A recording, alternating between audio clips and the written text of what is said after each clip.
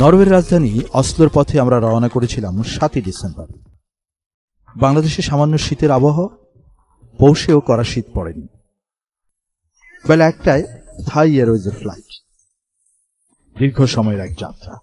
ঢাকা থেকে ব্যাংকক 2 ঘন্টার আকাশপথ, তারপর ব্যাংককের নূতন বিমানবন্দর সুবর্ণভূমিতে দীর্ঘ 8 ঘন্টা যাত্রা বিরতি, তারপর 11 ঘন্টা একটানা স্টকহোমের পথে।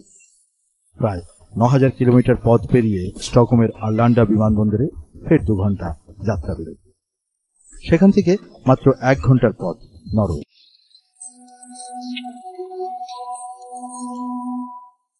কনকনে শীতের দেশ, অবশ্য সঙ্গে জামা কাপড় ছিল। 8ই ডিসেম্বর দুপুর বিমানবন্দরে পৌঁছে গাড়ির খোঁজ। গাড়ি মিলল। 35 কিলোমিটারের পথ, ভাড়া $150, বাংলাদেশি টাকায় 10,000 টাকা। 20 ঘন্টা যাত্রা শেষে অসলোর মাটিতে পা দিয়ে বুঝতে বাকি রইল না এটি পৃথিবীর সবচেয়ে ব্যয়বহুল একটি। আমরা পৌঁছলাম অসলোর প্রধান পায়েহাঁটা সড়ক বা রাজকীয় সড়কে বলা যেতে পারে, ঐতিহাসিক কার্ল জোহান স্ট্রিট। ইউরোপের উত্তরের একটি দেশ নরওয়ে, স্ক্যান্ডিনেভিয়ান কান্ট্রি। গোটা ইউরোপ, আমেরিকা এই অঞ্চলগুলো জুড়ে 25শে ডিসেম্বর মাসকে কেন্দ্র করে তাদের উৎসব আয়োজনে মেতে ওঠে ক্রিসমাস থেকে সামনে। এর বাইরেও নরওয়েজিয়ানদের জন্য এই ডিসেম্বর মাসে আরো একটি উৎসবের মতো অনুষ্ঠান রয়েছে, সেটা হচ্ছে বিশ্ব শান্তি পুরস্কার প্রদান। আপনারা জানেন, নরওয়েজিয়ান নোবেল কমিটি প্রতি বছর ব্যক্তি কিংবা প্রতিষ্ঠানকে বিশ্ব শান্তি পুরস্কার প্রদান করে থাকে। এই বছর বাংলাদেশের ডক্টর মোহাম্মদ ইউনূস এবং গ্রামীণ ব্যাংক এই পুরস্কারে ভূষিত হয়েছে। এই পুরস্কার অনুষ্ঠানকে কেন্দ্র করে 10 তারিখের জন্য গোটা অঞ্চল থেকে প্রবাসীরা এসছে, বাংলাদেশিরা এসছে, বিভিন্ন এলাকা অনুষ্ঠান এসছে। বাংলাদেশ থেকে বিভিন্ন মিডিয়া কর্মী, সাথে এসছে চ্যানেল আই এর একটি বিশাল ধারক দল। গোটা অনুষ্ঠানটি, এই আনন্দ উৎসবটিকে ঘিরে এই অনুষ্ঠানটিকে নিয়ে একটি পূর্ণাঙ্গ প্রতিবেদন আপনাদের সামনে উপস্থাপন করছি। একটি বিজয়ের গল্প। নিশীথে সূর্যের দেশ নরওয়ে, তাই সূর্যের দেখা নেই। বাংলাদেশিদের জন্য কড়া শীত, ঠান্ডায় জমে যাওয়ার উপক্রম। পাশেই ঐতিহাসিক গ্র্যান্ড হোটেল, যে হোটেলটির প্রতিষ্ঠা 1890 সালে। এই হোটেলটিকেই এক হিসেবে আলফ্রেড নোবেল হোটেলে বলা যেতে পারে, কারণ এখানে পড়েছে আলফ্রেড নোবেলের পদাচরণ। এই গ্র্যান্ড হোটেলে এসে পৌঁছবেন 2006 শান্তি নোবেল বিজয়ী প্রফেসর ইউনূস। ঘড়ির কাঁটা তখনও দুপুরে। ইতিমধ্যেই নেমে গেছে সন্ধ্যা, অর্থাৎ বেলা 3টার পরপরই রীতিমতো রাত। অসলোতে পৌঁছেই আমরা নোবেল জয়ীকে দেখার জন্য অপেক্ষা করছিলাম। পাচারি করছিলাম কার্ল জোহান স্ট্রিট।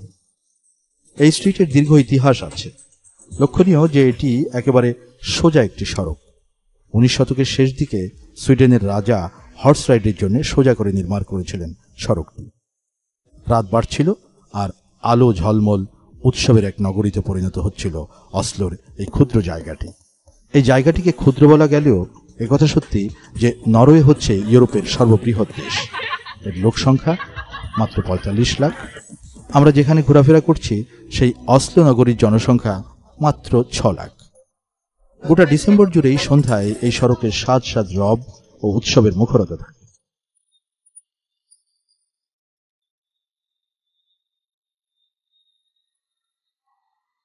একদিকে হ্যাপি ক্রিসমাস, অন্যদিকে 10ই ডিসেম্বর নোবেল শান্তি পুরস্কারের দিন। রাত বাড়ছে।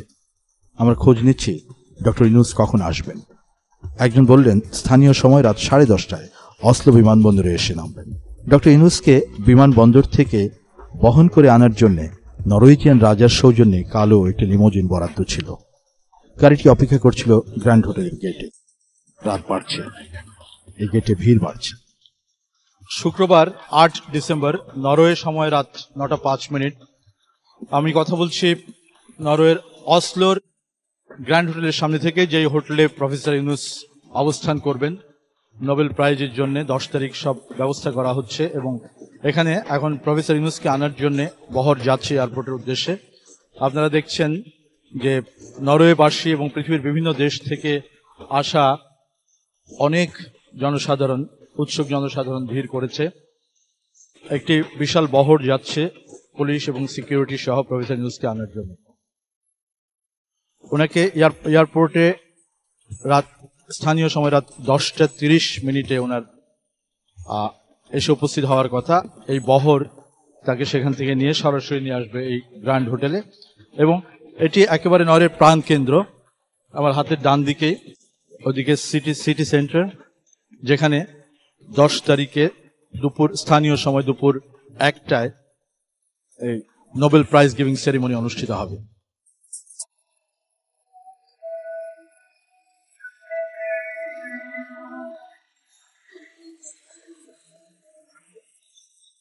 অপেক্ষার ফাঁকে ফাঁকে কথা হলো স্থানীয় কয়েকজন টেলিভিশন সাংবাদিকের সঙ্গে।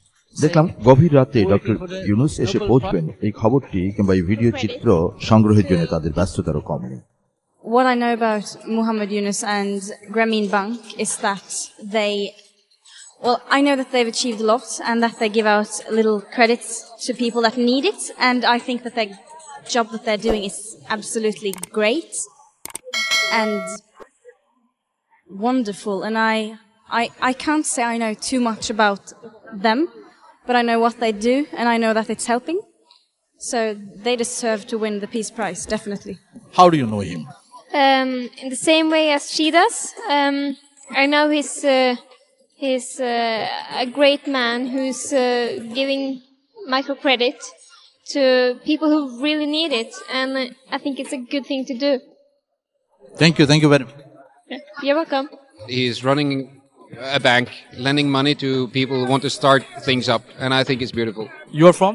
United States of America. For what you are waiting here? To see the Nobel Peace Prize winner. All these people waiting around there, and everybody saying, we're waiting for the Nobel Prize winner. Yes. Nobel Prize winner Professor Muhammad Yunus, Dr. Muhammad Yunus. Yes, and I can't wait to see him. অস্লোর স্থানীয় সময় রাত 11:30 বাঁশি বাজিয়ে সশব্দে সাজ রবে নিরাপত্তা বহর সঙ্গে নিয়ে গ্র্যান্ড হোটেলের গেটে এসে পৌঁছল সেই কালো।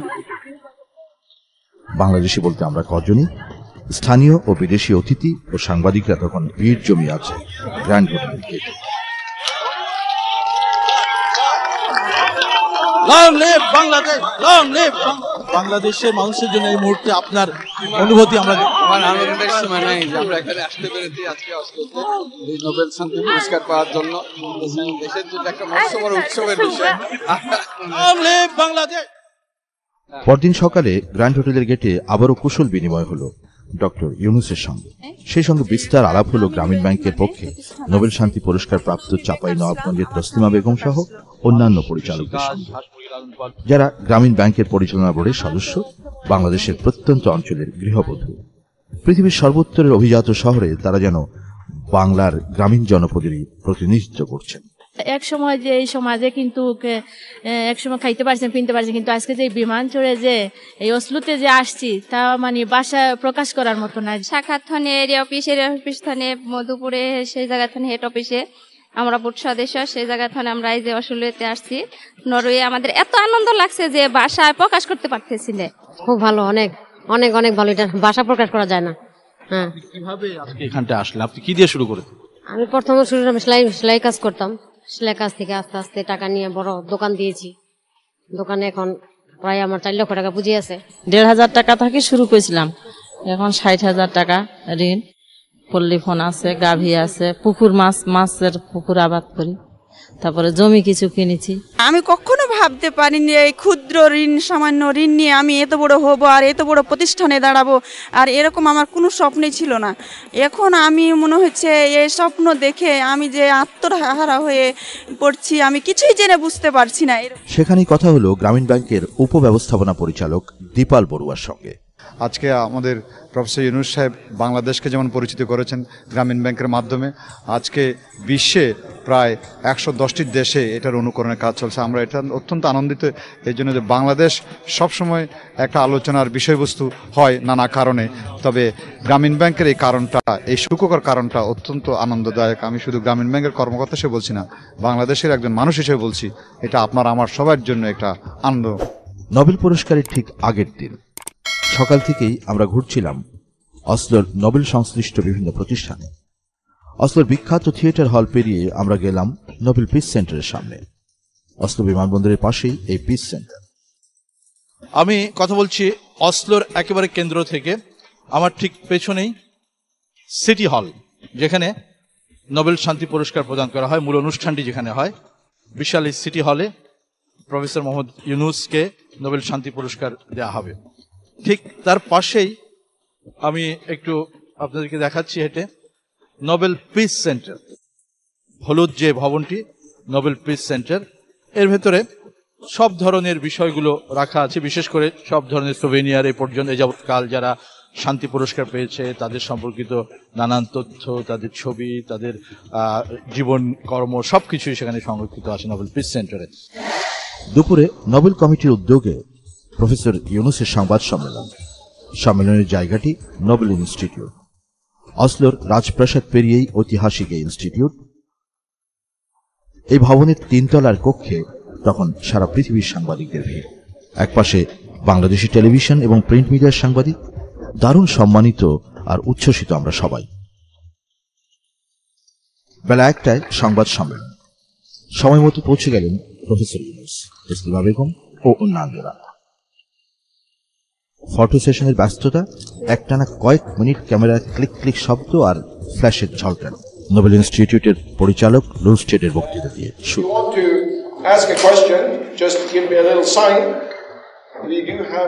কথা বললেন তসলিমা বেগম বাংলাদেশের রাজশাহীর আঞ্চলিক ভাষায়। এখন আমার ওই গ্রামীণ ব্যাংকে ক্ষুদ্র ঋণ নিয়ে 1 বিঘা মাটি কিনেছি, 1 বিঘা 7 কাঠা মাটি কিনেছি। ওই মাটির উপরে 17 ঝাড় আম গাছ আছে। ওই আম গাছ থেকে আমি প্রায় বছরে 20-30 হাজার টাকা পাই। এরপর professor Mohammad Yunus. I'm very grateful to Nobel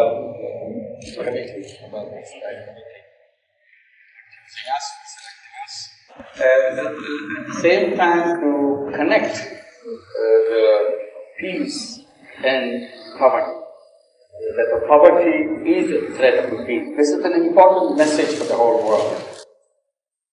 নানা দেশের সাংবাদিক প্রশ্ন করতে কেউ কম করেননি। উন্নয়নশীল দেশের প্রতিনিধি ডক্টর ইউনুসকে তারা সর্বোচ্চ চেষ্টায় বাজিয়ে দেখছেন। দেখা গেল আটকে যাওয়ার পাত্র নন professor Yunus. Charity has a kind of a limit. You can do only this much. But business is unlimited. So if you are reaching out to millions of people, then you need to build it as a business. And it's a good business. And people don't mind it. Those who say poor people cannot pay interest, probably they want to shut down the door of any business. Red ক্রিসেন্টের প্রতিষ্ঠাতা Henry ডুনান্ড 1901 সালে Nobel শান্তি পুরস্কারের মধ্য দিয়ে শুরু করেছিল যে যাত্রা, 105 বছর পর আজকে বাংলাদেশ জিতে নিল সেই নোবেল শান্তি পুরস্কার। সূচিত হলো একটা ইতিহাসের নতুন অধ্যায়। দর্শক বন্ধুরা, এই মুহূর্তে আমি নরওয়ের অসলোর নোবেল ইনস্টিটিউটের সামনে থেকে কথা বলছি। প্রতি বছর নোবেল শান্তি পুরস্কারের ঠিক আগের দিন এই ইনস্টিটিউটে যিনি বা যে প্রতিষ্ঠান নোবেল শান্তি পুরস্কারে ভূষিত হয় তাকে নিয়ে নোবেল ইনস্টিটিউটের উদ্যোগে একটি প্রেস কনফারেন্স বা সংবাদ সম্মেলন হয়ে থাকে, যেখানে সেই ব্যক্তি বা প্রতিষ্ঠানটি কি কারণে, কি বিষয়ে, কিভাবে আজকে এই অবস্থায় আসলো তা ব্যাখ্যা করেন পৃথিবীর সব দামি দামি মিডিয়া কর্মীদের এবং মিডিয়া সাংবাদিকদের সামনে। যে অনুষ্ঠানটি আজকে একটু আগে এখানে অনুষ্ঠিত হয়ে গেল। বাংলাদেশের গ্রামীণ ব্যাংক এবং প্রফেসর মোহাম্মদ ইউনুস একইভাবে সাংবাদিকদের সামনে হয়েছিলেন তার সারা জীবনের কর্মকাণ্ড নিয়ে, কিভাবে আজ সে এই অবস্থানে এসছেন সে বিষয়টি ব্যাখ্যা করেছেন। 10ই ডিসেম্বর ঐতিহাসিক একটি দিন, আলফ্রেড নোবেলের মৃত্যুবার্ষিকী। দিনটি মোটেও শোক কিংবা কষ্টের দিন নয় নরওয়েজিয়ানদের জন্য, বরং দিনটি আলাদা এক মাত্রা পেয়েছে নোবেল শান্তি পুরস্কারকে ঘিরে। আগের দিনও তাপমাত্রা ছিল 4-5 ডিগ্রি সেলসিয়াস, আর এই দিনে তাপমাত্রা নেমে গেছে 1 ডিগ্রিতে। প্রচন্ড ঠান্ডা চারদিকে। স্থানীয় পত্রপত্রিকা দেখলাম, নোবেল শান্তি পুরস্কার নিয়ে বেরিয়েছে নানান রকমের প্রতিবেদন। অসলো সিটি হলের খুব কাছাকাছি ঘুরছি আমরা। অসলোর কেন্দ্রস্থলেই ক্রিশ্চিয়ানা থিয়েটারে ব্যতিক্রমী এক আয়োজন, শান্তি পুরস্কার শিশু উৎসব। নরওয়ের 400 শিশুকে নিয়ে এই উৎসবের আয়োজন করে সেভ দ্য চিলড্রেন।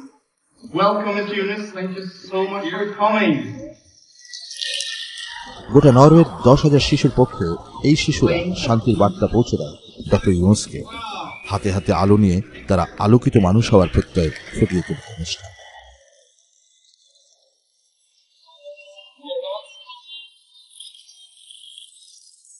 এর পরের কর্মসূচি হচ্ছে নোবেল শান্তি পুরস্কার। গোটা নরওয়ে প্রস্তুত 2006 নোবেল শান্তি পুরস্কার প্রদানের জন্য। প্রস্তুত ঐতিহাসিক অসলো সিটি হল। 4560 স্কয়ার মিটার আয়তনের এই সিটি হলটি দেখতে প্রতি বছর এখানে কমপক্ষে 1 লক্ষ পর্যটক আসেন। 1990 সাল থেকে এই সিটি হলে দেয়া হচ্ছে নোবেল শান্তি পুরস্কার।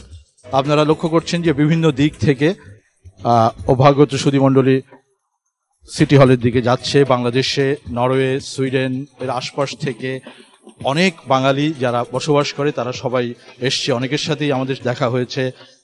এমনকি বাংলাদেশ থেকে চিটাগং থেকে এক দম্পতি এসে তাদের সাথে আমার একটু আগে কথা হয়েছে। কিছুক্ষণের মধ্যেই প্রফেসর ডক্টর মোহাম্মদ ইউনুস এবং তার গ্রামীণ ব্যাংকের সদস্যরা এসে পৌঁছবেন। আমি তার আগে আপনাদেরকে এই সিটি হল সম্পর্কে একটা ধারণা দিলাম। প্রতি বছর নোবেল শান্তি পুরস্কারের জন্য এই সিটি হলের ভ্যানুকে নেওয়া হয় এবং সেখানে পুরো অনুষ্ঠানটি সম্পন্ন হয়। চলুন যাওয়া যাক সিটি হলে। স্থানীয় সময় বেলা 12টার দিকে আমরা যখন সিটি হলে ঢুকছি তখন শুরু হয়ে গেছে চারিদিকে সাজ সাজ রব, ভেতরে বাইরে উৎসব মুখর।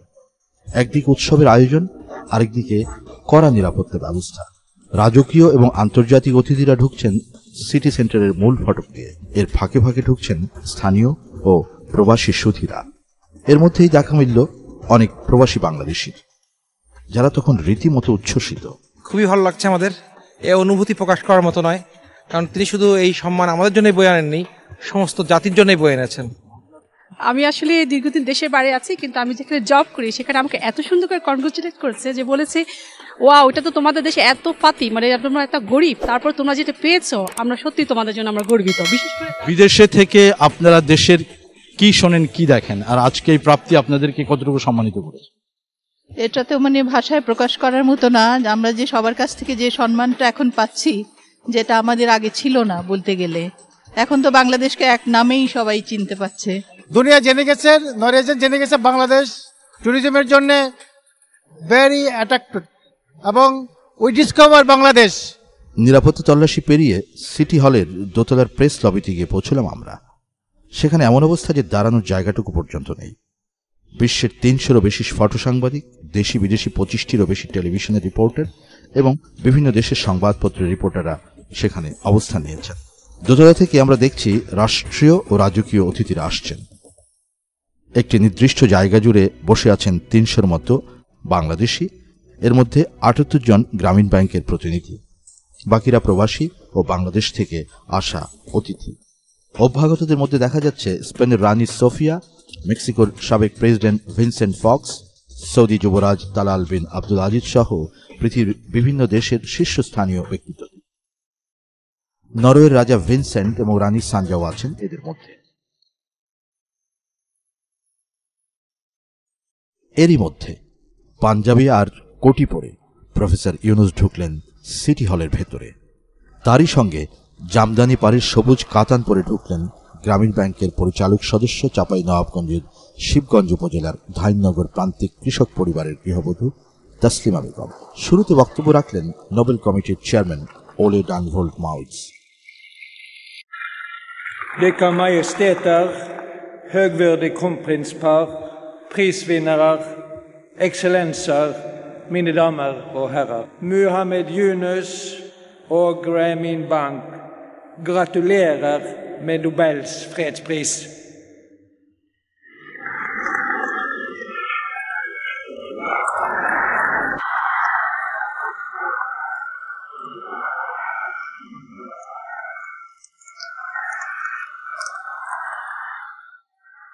Och gratulerar till dig, Mohammad Taslima Begum, som ska ta emot prisen på vägnar av Grameen Bank. তখন 1:32 বাংলাদেশের জন্য ঐতিহাসিক মুহূর্ত। ওলে ডানভোল্ট শান্তির নোবেল তুলে দিলেন প্রফেসর মোহাম্মদ ইউনুস এবং গ্রামীণ ব্যাংকের প্রতিনিধি তাসলিমা বেগমের হাতে।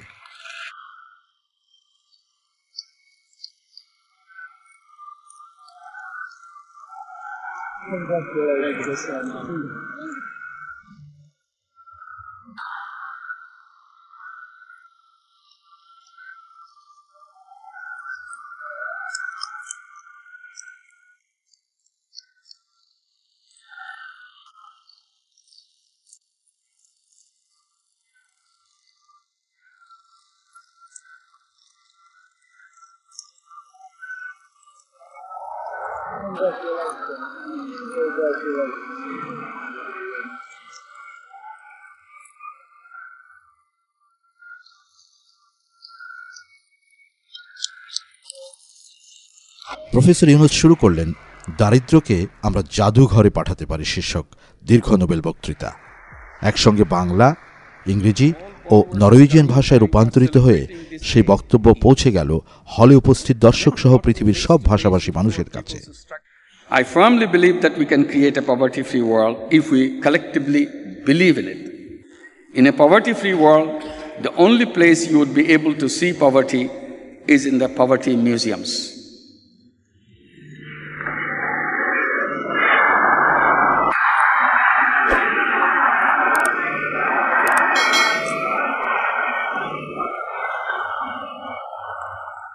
When school children will take a tour of the poverty museums, they would be horrified to see the misery and the indignity that human beings had to go through.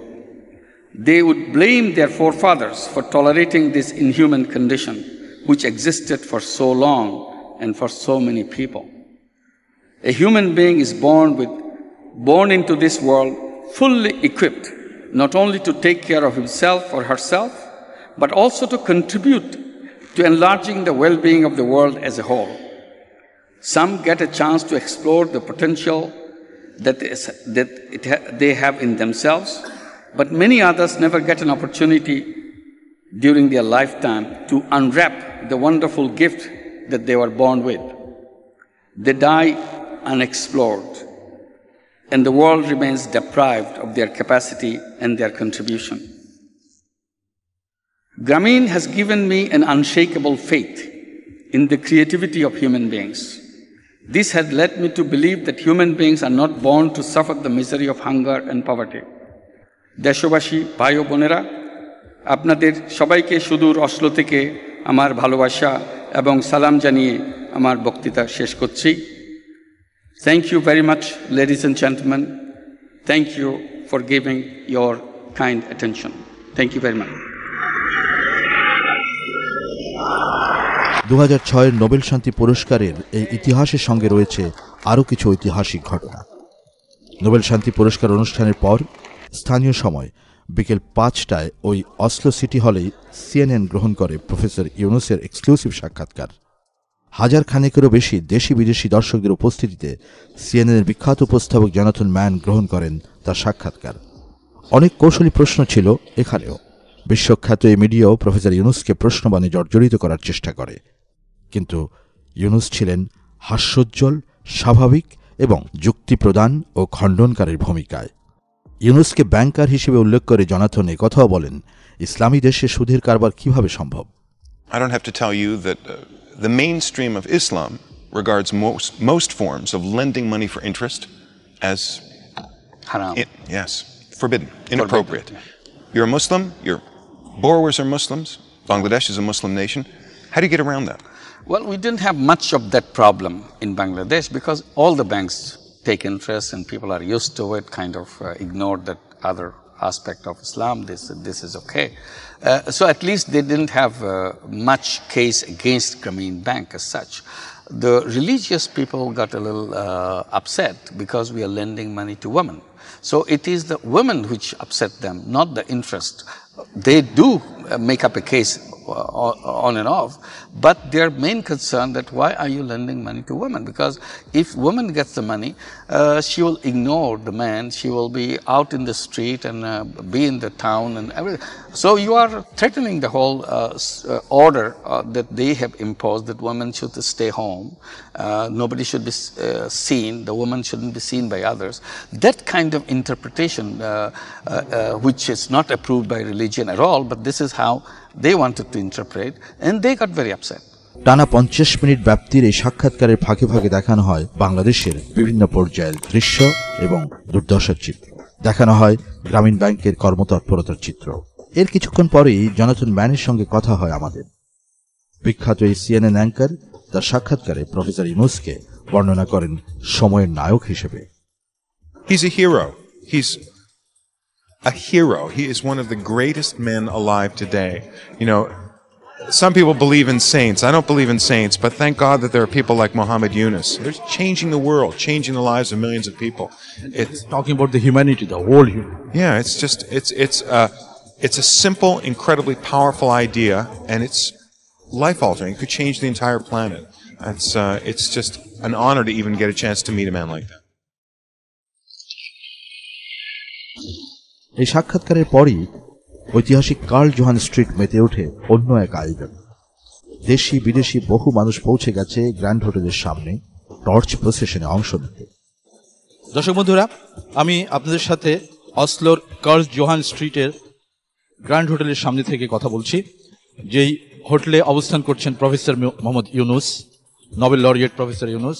আজকে সারাদিন তার কর্মব্যস্ত দিন কাটিয়েছেন, দুপুরের সময় নোবেল পুরস্কারে ভূষিত হয়েছেন, তারপর তিনি সিএনএন সাথে ইন্টারভিউ দিয়েছেন।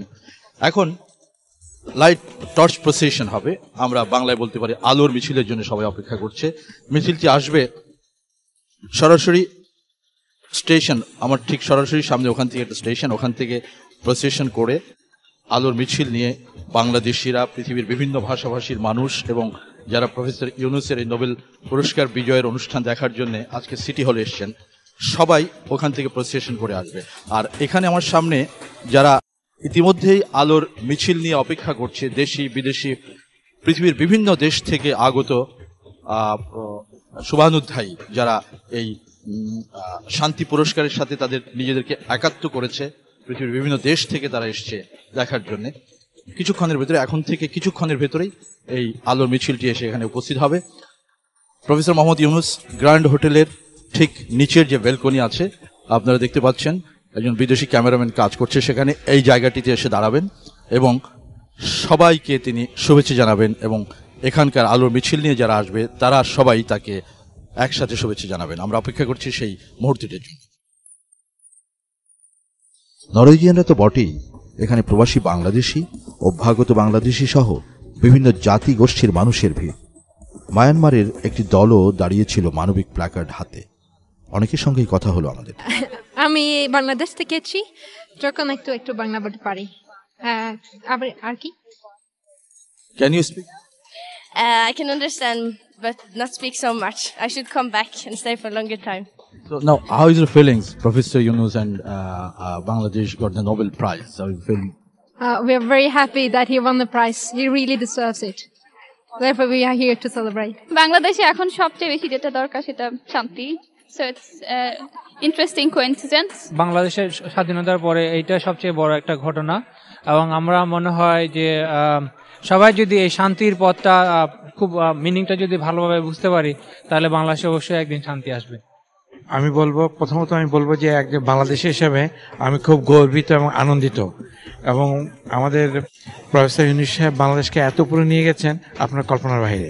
I think it's wonderful that he has received the Nobel Peace Prize, because I feel in the globalization we are all human beings, we are all one family on planet Earth, and I hope this is going to be a wonderful example on how to share instead of this extreme inequality. So I'm sure that we are in tough times on this planet, but I think it's going to be better also because of people like him.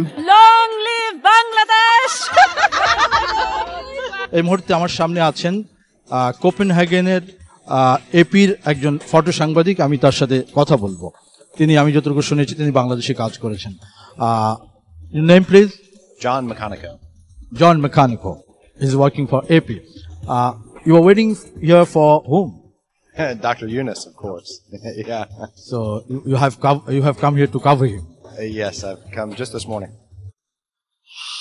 How do you know Professor Yunus? Well, I'd heard of him before he'd won the prize when I lived in India. Of course, he'd already become quite famous and about development and trying to change the idea of development, not being charity, but being something more that empowers people. Well, you heard about microcredit? Yeah, I'd heard about it before, but I can tell you I probably didn't understand it until he won the Nobel Prize, but I think that's what it's for. It's to make people understand exactly how these things work. Wahidul Islam দম্পতি চট্টগ্রামের পাঁচলাইশ থেকে অস্ত্র এসছেন শুধু এই ঐতিহাসিক আয়োজনে নিজেদের শরীক রাখতে। আমরা খুব উৎফুল্ল, আমাদের চিটাগাংয়ের এবং দেশের জাতির জন্য একটা অহংকার আমরা তো স্বাধীনতা যুদ্ধ দেখিনি, আমরা এই বিজয়ে সামিল হতে পেরে আমরা আমাদেরকে অনেক গর্বিত মনে করছি। আপনি কি চিরং থেকে এসেছেন? না না, আমি ঢাকা থেকে এসেছি। আচ্ছা, জি না, আমি এখানেই থাকি। আপনি? আমি চিটং থেকে আসছি এই অনুষ্ঠানে অংশগ্রহণ করার জন্য। নরওয়ের সংসদ সদস্য বাংলাদেশি বংশোদ্ভূত সায়রা খান ও তার মা বিভিন্ন জাতিগোষ্ঠীর মানুষের মাঝে দাঁড়িয়েছিলেন টর্চ প্রসেশন। কেমন? ভালো আছে।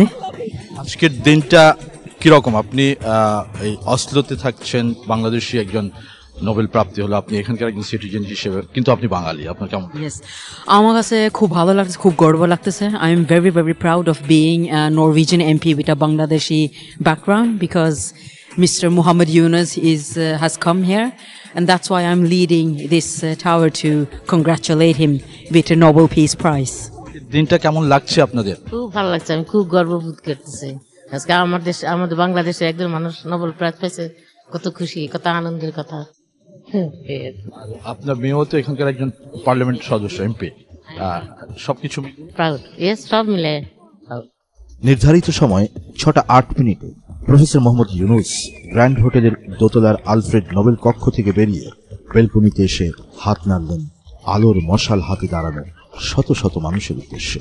তার পাশে এসে হাত নেড়ে অভিবাদন গ্রহণ করলেন তাসলিমা বেগম।